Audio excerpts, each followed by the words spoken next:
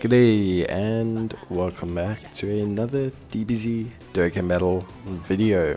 In this video we're going to be taking a look at, we're going to be taking a look at the Nuova Shenron battle in the Birth of the Shadow Dragons event. Now the Nuova Shenron battle is pretty difficult, but there's a couple things you can do to make your life way easier. And one of those is you can bring attack lowering. So what you want to do is you want to look at any units that can attack lower the opposition, and you want to make sure that they are in your team. So you want to make sure that you have a really solid attack lowering. I would say at least 3 or 4 units minimum that have attack lowering, as it's going to be pretty mandatory, you know, to not make this stage work. I mean, you can make it work without it, you can just brute force it, but I think bringing attack lowering is the much better, more sensible option. Now, in terms of my team, I decided to try and negotiate a bit of a, I wanted to bring a little bit of like free-to-play units into this equation, as well as also just kind of bringing some, more, I guess obscure, but just some interesting banner units, etc. So yeah, just kind of basically wanted to cover a lot of these quite well. So yeah, obviously right off the bat, you can see that we have the Krillin. So we have the World Tournament Krillin, an exceptional unit that has very high levels of damage reduction before he attacks, which actually makes him a pretty good first slot tank. He also has pretty decent defense afterwards, but he also lowers attack, which obviously, as I've described already, and as you should know, is the crucial mechanic to this, specifically to this fight. Then alongside him, we're considering running a couple of options. It doesn't really matter too much the pairings, but in this situation we're going to be running the Super Saiyan Goku. So we're going to be running the Transforming Namek Goku. Transforming Namek Goku is fantastic unit, really solid. After he transforms, he stacks defense, which is great, but he also lowers attack on his super. So again, kind of sticking to the crucial core mechanic here of having attack lowers. As our leader, we've got the 130, previously I did have the 130% lead of Vegeta, but I did switch it up to have SS4 Vegeta. Now the reason I switched it up to have SS4 Vegeta is for 2 reasons. One, Vegeta is a solid defensive option. He's not insane, because this opponent hits hard, he doesn't attack lower, and he does rely on getting his 18 key, but he does have his evade / counter for super attacks, and so he's pretty good. He's also 130% strength lead, and he provides us with more health because of his LR stats. So all of that was some pretty good stuff, and I don't want to say crucial, but was pretty good in terms of contributing to our team's success. So Vegeta's there, he also does some great damage, has his active skill. There's a lot going on. There's a lot of really good stuff going on. So yeah, I would say overall Vegeta was a really solid option. As a lead, you don't need to use him. You can use whatever you want. I would suggest using the Strength Vegito as your lead as an alternative, as he's 130% strength lead, and that's also pretty good. So yeah, obviously Vegeta is great from that perspective, but you can do it without him. Just you're going to have to find a suitable replacement for damage within your lineup. Then as a friend lead, we're taking a Strength Vegito. Now I have found one Strength friend Vegito that was easy 8, and this is ideal. And the main reason you need Vegito's easy A, there's 2 main reasons. One, the improved leader skill, 130%, the extra 10% goes a long way. Comparative to when you don't have it, as weird as that sounds, it's pretty imperative. And then of course beyond that as well, is also the fact that he gains attack lowering on his 12 key.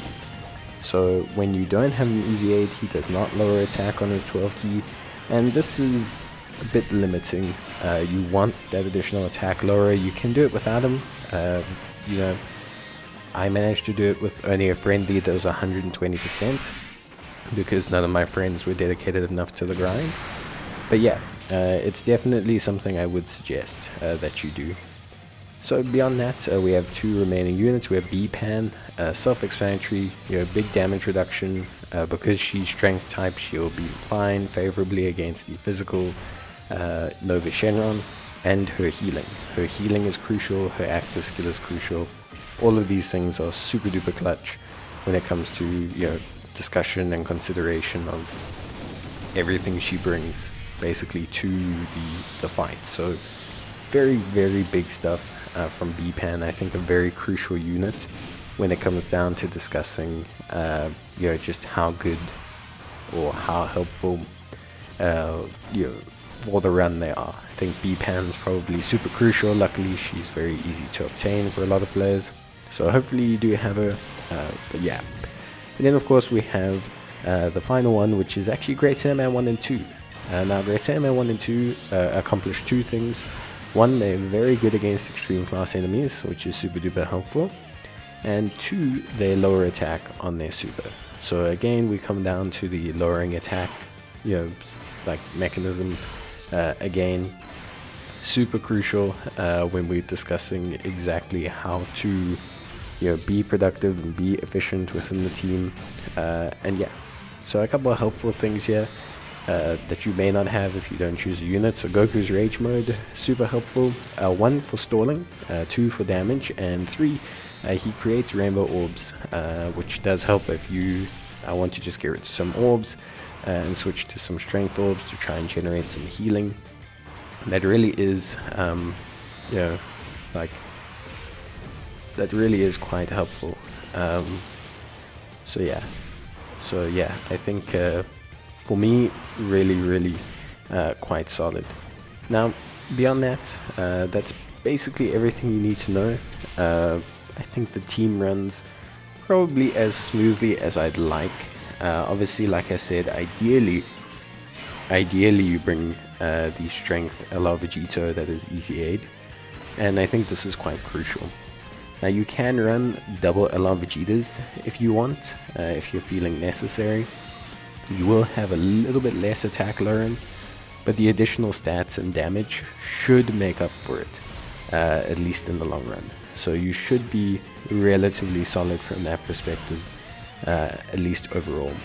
A big thing is going to come down to healing and how lucky you get. One thing that Nuova Shenron can do is he can dodge, and when he evades, he will obviously evade your attack lowering if it is those units, and that's going to be detrimental to your run.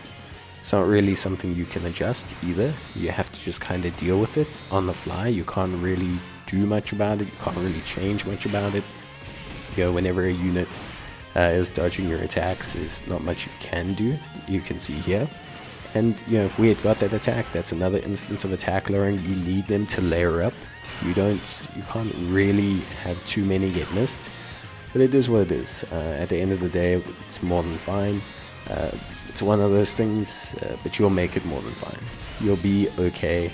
You'll be able to get it done. It may take a couple attempts. I think it took me 2 or 3 attempts with this team. I think it took 2 attempts. Yeah, it took 2 attempts with this team using a friend Vegito, and I did 1 attempt using a physical Vegeta. All 3 got relatively close, but the one with the easy aid Vegito just missed out, and then I just tried again with a non-easy aid one, and it worked out fine. Just the difference between RNG really. It's not saying much in terms of team construct. You're always going to have those, you got a double super, that's a double attack lowering, things like that. So yeah, pretty cool. But that's basically going to be it from me. I hope you guys have a good time, and let me know how you found things with this build. And that's it from me. Bye.